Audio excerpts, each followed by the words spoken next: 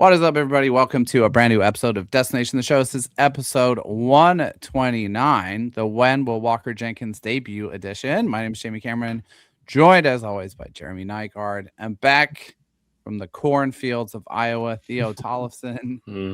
How's it going, guys? What's up? Well, it's that time of the year again as someone in education. So I'm busy doing a lot of things that doesn't include watching baseball. I did ask my secretary what the score was of today's game. Wow. To which she responded 2-1. And then later I said, "What's the score now?" And she said 4-6. I'm like, they're losing. She goes, "No, winning." And I'm like, 6-4, right? So Twins get a sweep. That's great. I'm not watching the games at least not this week. Boo. Theo, how was Field of Dreams, man? You were down in Iowa for the minor league version of that. That has to be that had to have been a unique experience. Tell us about it, man. I mean, coming right off of driving down to Milwaukee for Kalen's debut and covering that series, and then driving down to Iowa, that was like 1,000 miles on the road within a 5-day span. So it was a lot. But Field of Dreams was definitely worth it. I brought my dad with, who attended as a fan. He had fun in the stands. You could definitely tell they were shaking off the rust because they had not done this in 4 years. So there was a little bit of chaos, I would say more so at the site on Tuesday compared to Thursday. But obviously the broadcast, a lot of people can definitely say if they watch both, Tuesday's broadcast presentation was much better. But, it was pretty relaxed. I mean, me as a media member, I can walk around the areas players are walking around. So as soon as I get in there, some of the Saints guys are actually at the movie field while they're walking back and forth to where the actual ballpark is. So they were all chill, thrilled to see me down there because, people who cover AAA baseball don't really travel. The only traveling writers I've ever seen are Japanese media members coming to cover, like Seiya Suzuki when he was on rehab assignment with iCubs and they were in St. Paul. That's about it.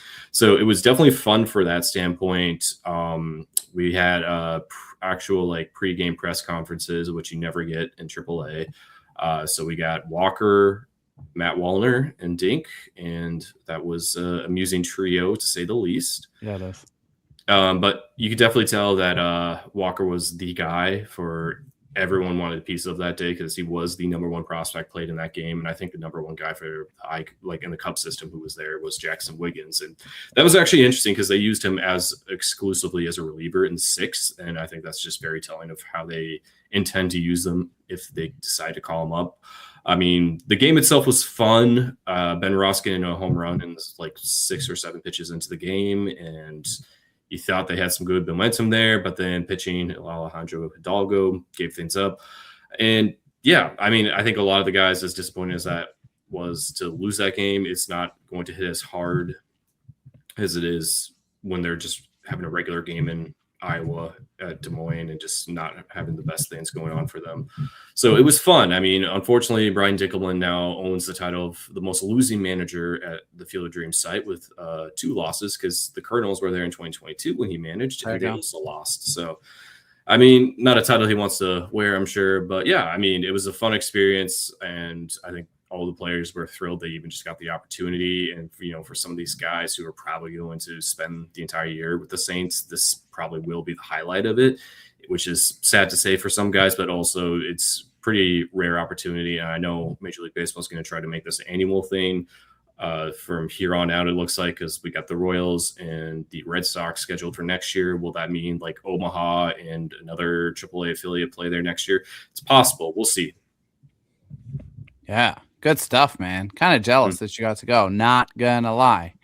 It's worth doing once, but I think the general consensus for a lot of people who went there and done it once are like, okay, it's glad to be checked off. It's just so hard because the lodging is limited. There's 3, maybe 4 hotels in Dyersville, and Major League Baseball buys them out for the week of the events there. And then Dubuque's the next closest at 40 minutes over, which is kind of out of the way if you're trying to travel back to Minnesota the next day. So my dad and I went all the way back. We drove 2 hours back to Decorah, Iowa, just to have a place to make it easier to drive the next morning, just a little over 2-hour drive back home the next morning. So if you ever do plan to go to the site, and especially for a game, that is my advice. Just try to find some lodging kind of on your way back home that's not going to stress you out too much. Because I know some people who did the Major League game, they did the whole thing in the day. So some people got up at 7 a.m. and left, and then got back home at like 4 a.m. So I would not recommend doing that. Had you ever been down there for any other reason, or that was your first trip to Field of Dreams? That was my first trip. Yep. Yeah. I have not seen it personally. Same. Not yet. Not yet. It's on the list. That's really cool, Theo. Glad you got to do that. And you deserve it, man. After everything you put into Saints coverage this year. So really cool. Well, you got the scoop for Culpepper, and then I got the debut story in Milwaukee. So I think we balanced it out for this show pretty well. There you go. We'll see if we have any more debuts to compete over for the rest of the season. I think we'll have a couple. All right, let's knock out some housekeeping here quick, and then we'll get back to some minor league news and notes. And then we'll get into a little bit of mailbag here as we try and get back rolling on a consistent schedule. So ways that you guys can support the show. Like and subscribe on your preferred podcast platform of choice. Every time you do that, it really does make a big difference to us in being able to expand our reach, grow the show. So we really appreciate it. If you want to find our episodes, most of them are uploaded to YouTube in short order. The handle there is at Destination the Show. If you want to send us questions, and we continue to be super appreciative of all of you guys that send us questions, you can find us on Twitter. The handle there is at DTS_pod1. On Blue Sky at Destination the Show, or you can send us an email, destinationtheshow@gmail.com. Jeremy, you brought this up in your intro, your secretary, which, let me just say as an aside, sounds like the absolute worst job in the entire universe. So commiserations to whoever that poor person is. Wow, I have two secretaries. How can you possibly? Okay, we need to unpack that later, but that's not what you need. You need more than one person to. It's a big school, man. So you're telling me you're so lost and incompetent and disorganized that you need more than one human to help you? I feel like you hit this nail right on the head, Jamie. Well done. I need two people to keep. Well, I need someone to meet me when I get there, just so I don't get lost in the way into the school. Okay, good deal. I'm glad you released that information to the public. We'll have to make that a running bit. Anyway, I don't know if she. I'll let you know, Jeremy, Secretary 1 or Secretary 2, but in the Twins sweep of the Atlanta Braves today, Kalen Culpepper went 3 for 4 through 10 games, now hitting 314, 375, 429 with an 804 OPS, an impossibly high batting average on balls in play, currently sitting at 417, and seems to be settling in, at least by my eye test, defensively, after probably, we talked about this last time we recorded, a pretty rough first game. But fair to say, Jeremy, that this is maybe about as good as you possibly could hope for from a rookie playing in a really important position at a time of the year where the Twins really need to try and stack wins in good weeks to stay in the hunt for this third wild card spot. Yeah, and I think, like I mentioned earlier, I haven't seen every single at-bat that he's taken. Yeah. But the at-bats I have seen, even the ones that didn't result in hits, which were a lot of his early at-bats, were very competitive at-bats, right? Where you sometimes see guys come up and it's like, oh, breaking stuff is going to be a problem. Ooh, chasing change-ups. Like things like that. But he would have really good at-bats and stack them on top of each other, even if they didn't always result in hits. And so it's interesting that you show the high batting average on balls in play, because it almost felt like he was having good at bats and then they weren't being productive. Yep. They weren't having productive results. Got smoked on the he got hit twice, right? Got smoked in the knee. Yep. Knee and shoulder in the second game. Yeah. And then he also drew a walk in that game. So it was insanely high on base percentage after those first two games, and seeing lots of pitches. I just think it takes time. He hasn't had a lot of professional at bats even to begin with. And he's been dinged up recently. So add all those things together. And I mean, we haven't seen a ton of extra base hits. The home run was pretty sweet, but I think there's more to come here. 100%. But he's hitting 300 after 10 games. That's something we will take 10 times out of 10. if you can't get on board with this as a start, I would just people need to calibrate their expectations. And I do want to call out this at bat he had against Yohan Duran in the Phillies series. That was truly impressive. So he falls behind 1-2, as people often do in this situation. Fouls off a 99.1 mile per hour splitter for pitch 4. Fouls off a 98 mile per hour splitter for pitch 5. Fouls off a 98.8 mile per hour splitter for pitch 6. Takes a ball in the dirt, a sweeper for pitch 7. Fouls off a 99.2 mile per hour splitter for pitch 8. And then singles off a 99.7 mile per hour splitter for pitch 9. He's gotten a little bit of a heater since then. Kind of what you guys alluded to, right? Which is like 1 for 3, 1 for 4, with the exception of today. But I do feel like that feels like a kind of confidence building moment of like, I belong here. My bat to ball skills are good enough. I can put my bat on anything essentially, and I can make this work. And I'm good enough to hit at this level.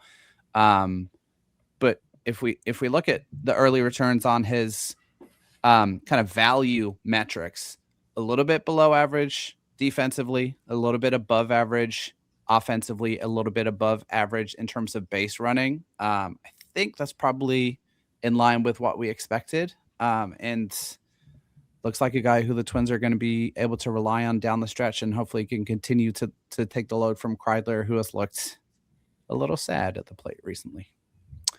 Well, I think Kreidler was brought in exclusively for defense, overperformed, and has now come back down to earth. But I'll give a couple of things on Kalen since I've seen half of his major league games. We also should mention that he has a 7-game hitting streak now.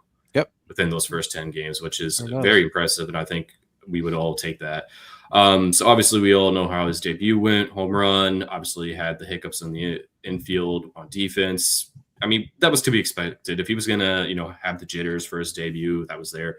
And I think that's definitely shown a lot more strengths. And I think the thing a lot of people have been very impressed with in terms of what he can do defensively is his throwing arm, because it's probably the best throwing arm the Twins have had at shortstop since Correa's first season here, before he really started having those plantar fasciitis injuries really pile up. So I think the major league caliber side of defense is definitely his throwing arm. Will that sustain for years to come? I don't know. But is it the best they've had this season? Absolutely. And it's great to see. And he's still like getting out there every day pregame and getting some work done.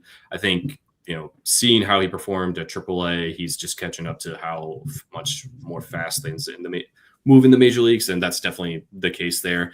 And the at-bats are definitely just super mature. Now, granted, I'll skip that second game of just like he just got bad luck getting plunked by 2 pitches. And the fun fact we got out of that was that he is the first Twin to get hit by 2 pitches in his first 2 games. In the previous record for the most hit by pitches within X amount of games for a rookie was David Ortiz. He had 2 within his first three games. And Kalen was smiling when we told him that fact. And he's like, man, I'm going to hold on to that one. That's pretty cool. So nice. Yeah. I mean, this is great. Obviously, there could be some more hiccups along the way, but I think, as you said, like the Duran at bat was what's going to stick in our memories, kind of like how Luis Arraez rookie year when he had that at bat against Edwin Diaz. That's pretty much what made him the separator of, this guy can actually show incredibly good plate discipline and work that out and not just have it be a fluke. And, Duran's a great test and honestly a better reliever than Edwin Diaz has been this season. So that was great to see. I don't know, he's played every game of the last 3 series. We'll see what kind of rest he gets as they have a bit longer series. Obviously, this upcoming road trip, 6 straight games, 3 in San Diego, 3 in Sacramento. It wouldn't surprise me if he plays those, but I don't expect him to play every day. And unfortunately, we might see a little more Ryan Kreidler at short, which defensively is not the worst thing, but those plate appearances are just not going to be as drawn out. And it's just good to see Kalen, especially after he only had like 3 good games in St. Paul before the call-up, because he was still on a build-up plan from his injury, that it's just all coming together and he's not overthinking it and everything's going in a good direction. I'm going to call out one other aspect of Kalen Culpepper's defense before we see it in the majors that is super underrated. And I don't think we've seen a play like this yet, but if folks get the opportunity and you see a play that is like a line drive anywhere around head height. His ability to like get up and get balls above his head is some of the best I've seen from a young shortstop. So excited to see him showcase that kind of vertical aspect of his defense, which I think is a little bit unusual. Let's move on and talk about part of the title of this show. I want to dig in a little bit on Walker Jenkins, who hit another leadoff home run tonight. I believe he's up to 10 on the season now. Has been on an absolute heater at St. Paul in the last 30 days or so. If I can grab the numbers here.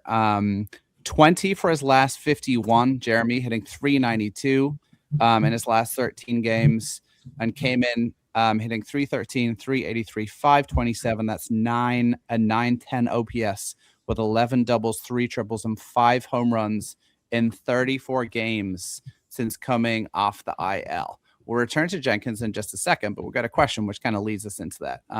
We know that Alex Jackson was DFA'd and then recalled. Got a question from Baseball and Cats on Blue Sky, who says, I like Alex Jackson, but was surprised he was the guy to come up. Is the Saints roster so limited that a third catcher makes sense, even setting aside the bigger prospects like Walker Jenkins and Emmanuel Rodriguez?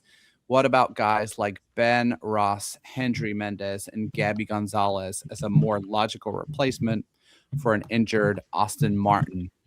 So you don't have to start with Jenkins, Jeremy, but curious, what was your reaction to the Alex Jackson recall as opposed to any of the other options mentioned there in that question? Yeah, so we had talked about Jackson last week, and then we had talked about the potential moves, me and you, that morning.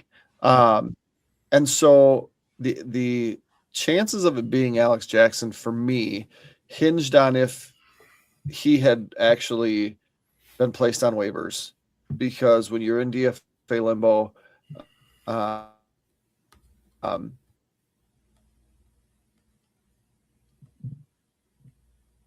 and frozen. Well, you go off the active roster, but you are, yeah, I'm very jumpy. So you go off the active roster, but then you can be put back on the active roster or the 40-man roster. And so I was just under the assumption that he hadn't got to that point yet, and then the Twins just called him back up. When I saw that he'd actually cleared waivers and then was brought back up, that didn't make sense to me. There's really no point for it, right? You can bring him up at any time.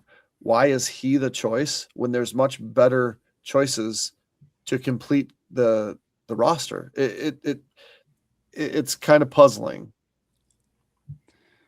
Yeah, I mean, I've taken a good amount of time with this now, marinated on this, listened to other discussions about this, read articles of people's varying opinions on this, gone through all of the theories and reasons and rationales that people want to offer, right? Of like, is it because of retaining PPI? Is it because of worries about the lockout, et cetera, et cetera? It seems pretty clear that this decision is grounded in the Twins believing that Walker Jenkins is not currently a better option for outfield playing time than guys that they have on the roster, on the active roster, because there's no other reason for him not to be up currently other than the self-constructed limitations of their roster being incredibly left-handed and them not shedding any left-handed bats, aka Trevor Larnach or anyone else you care to mention, at the trade deadline. I'm curious for you guys, y'all's opinion too. Like, I want to see Jenkins up because I'm a prospect hound and I want to see Jenkins up. I would also rather see someone who I think can be more functional than Alex Jackson in a hitting spot, who I think is more interesting and has more upside. Whether that's Gabby Gonzalez, who hasn't been that great, Ben Ross, who has been excellent and does hit lefties really well, and has hit lefties really well all year, and is probably your ultimate kind of echo of Willie Castro that you have in the organization at this point, someone who can actually play solid defense everywhere. But I'm personally past the point where I think Walker Jenkins would be putting up a better offensive contribution than Alan Roden currently. Right. Like Right. I don't. You can say, well, Alan Roden's only playing a couple of times a week, but you can also manipulate other folks at bats and playing time to get Walker Jenkins 4 times a week. He doesn't have to play 6 out of every 7 games. You can kind of ease him in the same way that they have with Culpepper as he's returned from his glute thing, where at the beginning he was playing kind of 2 out of every 3 games and Kreidler got the third. I just, at this point, we are seeing this guy take off at AAA. And my question would be, what skill sets do we tend to see thrive from rookies at the major league level first? In my opinion, it's guys who have a high on-base floor and who have excellent bat-to-ball skills. That will translate right away, as opposed to your Emmanuel Rodriguez kind of boom or bust power option with a ton of swing and miss in his game. And I just don't really see a compelling case anymore for Walker Jenkins and his 900 plus OPS not being in the majors. And I certainly don't see a compelling case for Alex Jackson being the final guy on the roster. But what are you guys' thoughts about Jenkins? And when do you think we might see him, if not now? Because clearly the Twins have deemed him not quite there or not quite ready to go. Well, I've been awful at this game. So you go first. To me, it makes sense that he should be the next person up when it's needed. But it felt like that was last time. You lost an outfielder, bring up an outfielder. Like, it makes sense to me that you're going to keep Trevor Larney playing a ton and you're going to have him playing in left field. I don't have any qualms about that. When Buxton's healthy, he's playing center on most days. Great.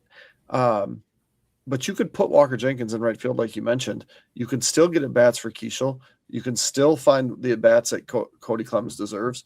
You can find all of those at bats. So to me, it makes sense that it would be soon, which means it's probably not going to be in at all. Well, the Saints are home next week. And then the Twins will be home next Friday after this upcoming road trip. So I'd say get ready for this upcoming homestand. Obviously they're going to have the roster expansions ahead of the Detroit series, but I mean, they still need to make a 40-man move to get Jenkins up here, which I think is viable with how some guys are performing at AAA right now. And I'm not talking about, Gabby Gonzalez or Hendry Mendez, but, Tristan Gray, he did hit a home run before the Saints game got suspended tonight, but I mean, who's really going to take him? And if he passes through waivers, he'll still finish the season out in, AAA. And it's not that he didn't have a great start to his season and he was a great story, but, just look at where this roster is and what you need. And, even that could open up an opportunity for someone like Ben Ross. And I feel like if it was just, Gabby coming back up, we could have an easier time just rationalizing. It's like, okay, well, right-handed bat. Yep. The defense is a downgrade from Austin Martin, no question. He's only played like 18 games in the outfield since Memorial Day, and he's been primarily first base. But are you going to start him often, like other than lefties? No. I mean, Roden would get a lot more playing time. You could still have Keishel out there, and, Gabby would probably be like first base DH, and you could still get something out of that. And I think he's still doing great against lefties from what I've seen in person this year. So that's what you need him to do best. But yeah, I mean, I think it's just a little baffling. I mean, as great as a guy as Alex Jackson has been for this clubhouse, and he's also a good story, it's just also just the construction of the roster. And like, they've been very committed to having that 13th spot on the bench be collecting dust a lot over these last couple of years, whether it was like, I mean, Manuel Margot this time 2 years ago really started getting that. Kersey, Outman, those type of guys, just they're there to pinch run and play defense, and that's about it. But Alex Jackson's the extreme case because I think he's only caught played in 30 games, 8 or 9 games since Jeffers got back is more what I was getting at. Got it. The majority of his playing time was when Jeffers was on the IL, which makes sense. But since then, it's like sparse, and he didn't even show up in the series. So His last 2 appearances have been have come as pinch runners, according to Baseball Reference. Oh, that's Dude right. has He was one career stolen base. So he pinch ran today. So that's the last 3 appearances he's made have been as I a believe pinch runner. so. One No. career stolen base. Like, Yeah. what are we doing? Like, I wouldn't make a transaction like this on a computer game. My 16-year-old wouldn't make a transaction like this on a computer game. So I feel like there's got to be. Is this? And this was something you said last week, Jamie. Is this? We need him to stick around to be the backup catcher next year, because but you had that, and you could have had that in the bag. Yeah. Cleared waivers. I know this. Accepted his assignment to AAA. So, and he did accept, right? Like that was that. Yeah, was no, reported? he cleared waivers Sunday night and accepted the assignment, and then the next day they just announced that. So he would have had to be re-added at some point prior to a date, or he could have. Right. Yeah. I mean, this protects the Twins having the rights to him, but it just doesn't. It's illogical. there's no way, in my opinion, no matter how much Alex Jackson is liked or did a great job or whatever. And I said the exact same thing last week, that Alex Jackson, backup catcher who wasn't claimed by one of the other 29 teams on 2 separate occasions, is so invaluable that we're bending over backwards to find a way to keep him in the organization until next year. And I do think, like, we can have the argument and the discussion of like, oh, the Twins aren't calling up Jenkins. Is it the right time? Is it not? I can see cases for both sides of that. And if you want to say, oh, Jenkins could stand to do a little bit better against lefties, fine, you can make that case. I don't think you can avoid criticizing the Twins roster construction for being so outrageously left-handed that they've kind of pigeonholed themselves into this kind of lack of flexibility between AAA and the majors and with their top prospects, because this is more of a victim of kind of context and timing and circumstance. But they're in a really challenging spot with Erod next year because he's out of options. Is he making the team out of spring training? Are they going to give him a shot before Jenkins because they need to see what he can do before the season's out, because they have to make a real decision on whether he can be a contributor? The last thing you want to do probably is lose Erod or decide or not get enough of a look at him. Are we sure that he's to consider? Sorry, go ahead, John. Are we sure he's out of options? Because he is the type that would qualify for a 4th option. They said that, I guess, I think it was Gleeman who mentioned this, that he had asked around and someone had indicated that he is not on course to qualify for an additional option. Yeah, we were talking about that pregame Monday when Gleeman's just been on a. If you want to find an unhappy camper about this whole roster construction thing and Alex Jackson being back, just listen to anything Gleeman said or written. It was kind of funny. Yeah, Rodriguez is going to be out of options, so I don't think he's going to qualify. So it puts them in more of a predicament than they already have, because that's going to make Jenkins, Rodin, Rodriguez, Larnick, and probably like Mendez. Like, that's 5 guys right there who are likely going to stay within the organization when they have to start deciding who's getting cut from the 40-man or staying on once they get back to things in November when that comes around. And obviously, I still think there's a high likelihood Larnick could get moved, so you get an easier playing time for Jenkins. But I mean, that's still a lot. I just don't see how he doesn't qualify for a 4th option. And obviously, Aaron Gleeman is way more plugged in than me. If you are out of your options before 5 full years of service, you qualify for a 4th option. Mm-hmm. He didn't play 90 days in 2021. He didn't play 90 days in 2022. He was active for the Miracle from 4/8 to 6/8 2022, according to Baseball Reference. So that means his professional years are 23, 24, 25, and 26. He would get a 4th option year. How about you do some digging, Jeremy, and you can ask around and give us an update on that, because that would solve a lot of minor league issues for next year, honestly. So, and an extra one. So the Twins actually messed this up, and it didn't impact them, with Jorge Polanco and Miguel Sano when they moved them from not stateside to stateside to finish a year, because then that year ended up counting because they ended up being active for 92 days. So a full year is 90 days, unless something's changed in the newest CBA, in which case I'm wrong. But we'll see. It's 90 days. And so they had moved them up. And so the old DSL would start and end, right? And then they would be GCL. And so they moved those two guys up, which then made them not qualify, not make them not be eligible for a fourth option if it ever came to that. It never came to that for them. So unless 2022, when Emmanuel Rodriguez played for the Fort Myers Mighty Muscles, unless that counts as a full year, even though it says he was active from 4-8 to 6-8 and played all of 41 games, and I'm sure he hurt his thumb, right? That doesn't count. So if that counts, then he's out. So to me, that's kind of the sticking point, but that's the rule. It's like, oh, it's this rule that nobody understands. That's pretty easy to understand. If you get added out of a complex league, you don't get five years. He didn't get added out of a complex league, but he didn't play after June 6th. So okay, I don't know. Maybe it has something to do with the injured list that he was on, right? We don't put him on the full season injured list. We leave him on the 7-day. So it might be some minutia like that, but that to me, like, you know, as an organization that the guy is you have to add him when he's coming out of Fort Myers. Yep. You do the work to make sure that you don't screw it up later. And so, like I said, I could be wrong, because he was a 47 games at age 19 in 2022, and then they added him to the 40 man. But that was his first full year. So to me,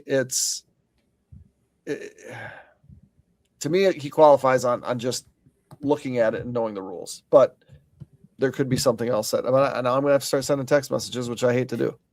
There we go. Okay, let's push pause there. We're going to take a quick ad break, and then we're going to come back, and I'm going to grill Jeremy on if there is a new international prospect who is going to make losing Jamnardo Reyes much more palatable. Don't go anywhere. We will be back in just a couple minutes.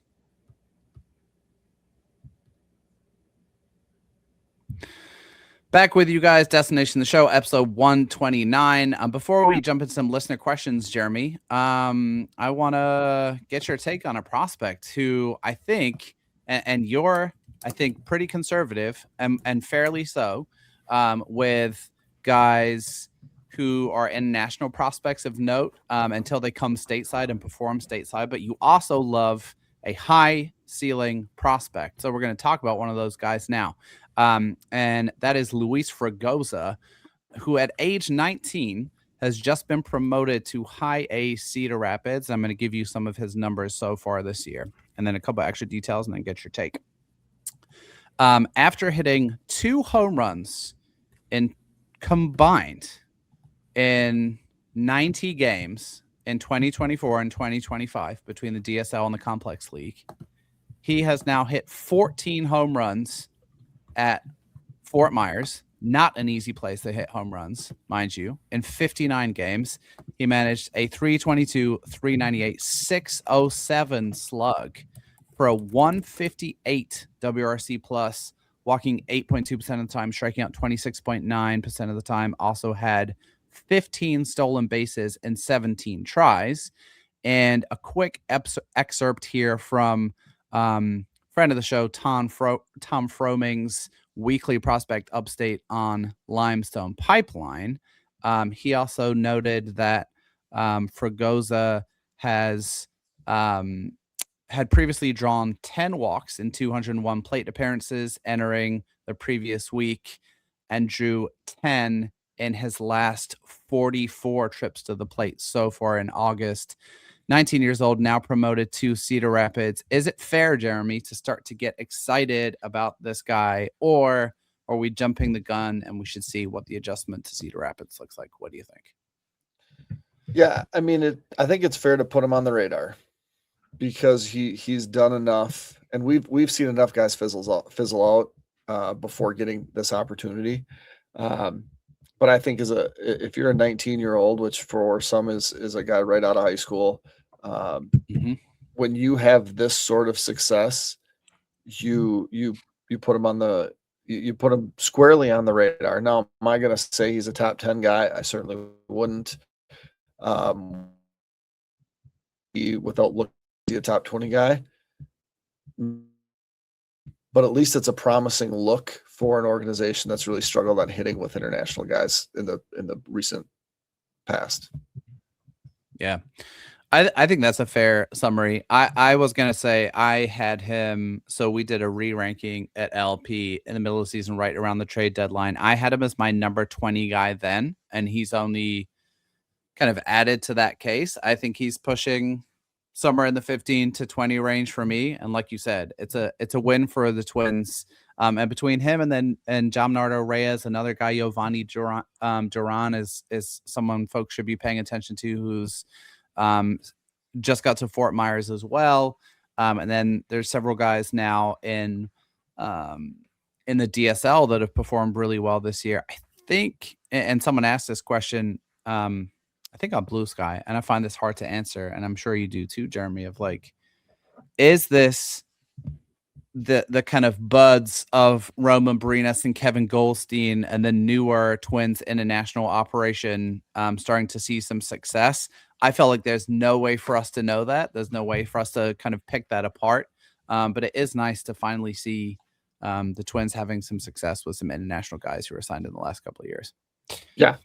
I say let's press pause and see how these next couple months go. Also, there's I talked about the 90-day. So let's go back to the Rodriguez thing real quick. Okay. I talked about the 90-day threshold. Okay. 90-day active threshold. Apparently there's also a it's not necessarily a 90-day active threshold. It's a 30-day active threshold or 90 days rostered threshold, which includes injured list. Okay. So because he can stay healthy just long enough to get 30 games in all of these years and be injured long enough on a full season, it would appear that the year that he was only active for 2 months, he wasn't active long enough in a long enough season. So that would make him ineligible for a fourth option, despite only qualifying, like, that's so annoying. Only missing qualifying on multiple seasons, because even this year, like, he didn't play a whole lot. So someone that listens to the first 20 minutes, 25 minutes of this podcast is going to angry shout into your Twitter mentions, Jamie. And then you'll just be like, listen for 12 more minutes. I think you got to bring him up. Like, when rosters expand, you got to bring him up, right? He's got to be on the opening day roster next year. I'm going to tell you, I agree with that second part. I'm going to tell you what right now what's going to happen when rosters expand. Rosters expanding is going to perfectly coincide with Austin Martin's grade 1 hamstring strain being fully healed, and he is going to be the additional hitter added to the roster. I'm telling you right now, that's exactly what's going to happen. That is the general consensus around the press box too. And I'll tell you what's going to happen next April. Emmanuel Rodriguez is going to make the opening day roster, have a thumb issue, and actually just be on the injured list. 60 IL just to open up another 40-man spot for someone else. No. Yeah. All right. Let's knock out some questions here quickly, and then we'll call it a day here. This one is actually a couple holdovers from last week. So Corey and Trey, thank you guys so much for your patience. Pitch this one to you first, Jeremy. He said, which are the spots on the roster that you would want to upgrade externally the most? So if you're thinking ahead to the 2027 Minnesota Twins, we're going to assume no work stoppage for the sake of this thought exercise. We're also going to assume optimistically the Polak family is going to continue to invest in the roster and raise payroll. There's some, I don't know, a good $30-35 million to spend in free agency. What are the areas of the roster you are targeting with those dollars, Jeremy? So I'll start where I'm not. I'm gonna offer Jeffers the qualifying offer. Yep. And assume that he accepts. and then I'm not You going to won't. spend more money there. Maybe. No way. And then But I'm not gonna upgrade center field because I got Buck. I'm gonna stick a young guy in left field and probably a young guy in right field. I have too many options. I'm not gonna spend money there. I don't know where Royce Lewis ends up. I'm not gonna upgrade shortstop. So I feel like it's gonna be like a third base, first base type. Okay. Like this year's version of Josh Bell, perhaps, like Josh Bell plus a little bit more versatility. That's what I would want. I do like that Josh Bell's a switch hitter. Is there a better version of a more available version of a better version of Josh Bell that could maybe be like a third base corner outfielder type? Because I think Lewis probably plays most at first base. And I could see Brooks Lee going back to like that utility role. Like he could be the Ryan Kreidler when Kreidler's not on the roster. So I would say like a third base corner, like a corner bat type that has a little more defensive versatility than. But even if he wasn't a full-time third baseman, I think that'd be okay. I will add the possibility of a bullpen arm who was not a minor league free agent signing.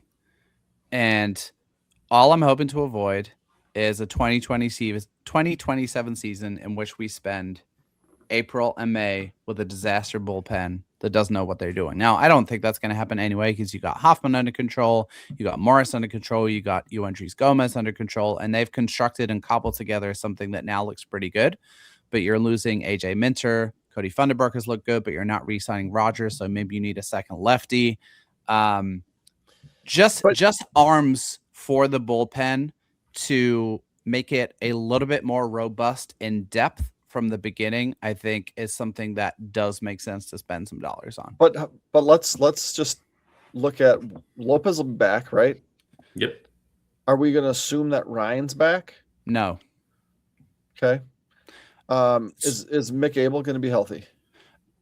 I'm glad you brought this up because I'm putting a stake in the ground 100% that the Twins are acquiring a starting pitcher before next year who's pretty good. And I don't know whether that looks like free agency or that looks like trading for one, but I think there are too many guys you don't feel certain about heading into 2027. To your point, is Zebby a good starter? Don't know. He looked good yesterday, but he had 2 blow-ups to 2 starts before. Is Abel healthy? Festa probably a reliever. Joe Ryan not good in the second half. Pablo coming back from TJ. Bailey Ober, no thank you. There's just too many guys I think are uncertain. You need to add a starting pitcher to the ranks for 27, in my opinion. Well, what if that's Riley Quick, Jamie? Hey, did you see Riley Quick starts today? I saw how it started. I didn't see it. 4 innings, 1 run given up, 8 strikeouts, AA. So in my mind, if you do add, you're adding to your rotation by having guys come back, right? Mick Abel for sure. Pablo is going to be back. I'm banking on Joe Ryan being back. Kramer's going to be part of this. Taj is going to be part of this. Like you have guys like a Zebby. For me, like Festa when he's healthy, if he's healthy, that those are going to be your bullpen guys. We didn't mention Connor Prelup there. That's your 6th starter. Sure. I think they have enough depth where it's like, okay, now it's time to make that transition like they did with Andrew Morris, who's turned out to be a pretty darn good relief pitcher. Super impressive. And their best relief pitcher 2 years ago was Cole Sands. And I've never been a Cole Sands fan either, but it's like, that's another guy. So I do think that they're going to be okay. I'm not opposed to spending some money on pitching. I don't need it. Yeah. Sorry. If it's like a swing guy, right? Yes. I don't even need it to be a lot. And in the case of bullpen spending for me, it's actually more about floor raising than ceiling raising. Because I think you have most of the high leverage pieces in place now. Maybe you get David Festa back, who would be a good high leverage guy. Maybe Zebby converts and he is a 1 or 2 inning guy. Maybe Kendry Rojas is let loose. I really don't think he benefits from being in this role of this like tweener guy. that he's largely occupied at St. Paul? That's a question for another day. Mhm. Let's knock out a couple more here. That's a fun question, Corey. Thanks for sending that. The other one from last week was from Trey, and I'm gonna start answering this one, Jeremy, and then I want to get your take on my I want to get your take on my general approach to this question. Great. I'll have a take on your take, but not a take on the question. That's okay. Good. So Trey asks, who do you like more out of Justin Mitrovic, Merritt Jones, or Reed Mooring? All guys, starting pitchers in the lower levels of the Twin system. And I think this question is coming from a place of desperation, Trey, because the Twins starting pitching options in the lower levels of the minors don't really look very good. And so my short answer to you is none of them. I don't like any of them as viable starting pitching options in the majors. Justin Mitrovic, I don't love he has an extremely long arm stroke. So if you watch him pitch, he takes forever to get his arm back. That's going to inhibit his ability to add velo. Merritt Jones is fine. Reed Mooring, I think, is the most interesting of those guys in terms of stuff. He has a really interesting, like, high vert fastball. My approach, this is what I want your take on, Jeremy. My approach to pitching prospects is I'm actually not paying attention to their success until they're in AA, because the analogy I would use is the same with the international guys. DSL, whatever. Maybe pay a little bit of attention when they're a complex lead, but when they hit single A is when I'm going to start paying attention to them. And we just talked about Fragoza, who heck is now in high A, so he's on his 4th level. With the pitchers, a lot of these guys are coming from Power 5 schools. They're Power 5 school college arms. You better be good at Fort Myers and Cedar Rapids if you're going to have any shot of being a starting pitcher in the majors or even a viable major league bullpen arm. You better be actually like pretty solidly dominant at those levels. And all of those guys have had nice moments and nice starts, but I just think the combo of like velo and stuff is not enough for any of them to be a potential major league starter. Mooring I like the most, but what do you think of that, Jeremy, of that, like, ignore pitching prospects till they get to AA unless they're of like a truly kind of higher caliber? Yeah, and if they are a truly higher caliber, then they get promoted very quickly. So like Connor Prelip, success wise, like his first win, not that pitcher wins really matter, came in the majors, didn't get one in the minors. If you are going to be a major league pitcher, you cannot do it with just 2 pitches. Yep. You can be a very, very good major league reliever with only 2 pitches. So the whole concept of what you do with these guys in the low minors is, let's see if they have 3 pitches or 4 pitches and make them throw them. They have enough information on their best 2 pitches to know if they're going to be a viable relief pitcher, right? So I pay zero attention, because it's like if we could get their statistics on each pitch, that would tell us a whole lot. But it's like, hey, let's see if they can throw that changeup. Let's see if they can throw that curveball. Let's see if it's a sweep or whatever they're trying to do with them. But the reality is, they might know really well, yeah, after this, they're never going to start again. But we still need starters and we still need throwing. So in the meantime, you're going to throw that changeup. That's awful. Yep. And we don't care about the results of it, but if it gets better, then we'll know. So I think that's kind of the same thing you're talking about, but that's the reason why that we're not really paying attention. The good pitchers, like Connor Prelip, they're adding right to their arsenal. That's right. But Zebby's throwing how many pitches right now? 6. Yeah. Yep. How good is it going to be when Zebby just throws his 2 best ones? Right. Yeah. So that's where this goes, right? How good is it going to be when Rojas just throws his 2 best pitches, if that's what happens? So, guys that are not great starters can turn out to be elite relievers. We see it all the time. Okay, we'll knock out one more here, then we'll get on our way here for today. Last one is from Kyle. He also mentioned this last week, so he's keen for an answer. Prospects you guys think might be a fit for the Arizona Fall League. If I'm remembering correctly, and I could be off base here, the Twins had a really fun AFL roster last year and a really boring AFL roster the year before. I think last year they had Winokur, they had Amick. Anyone jump to mind for you, Jeremy? And I do have a couple of guys in mind if you want a little bit of thinking time.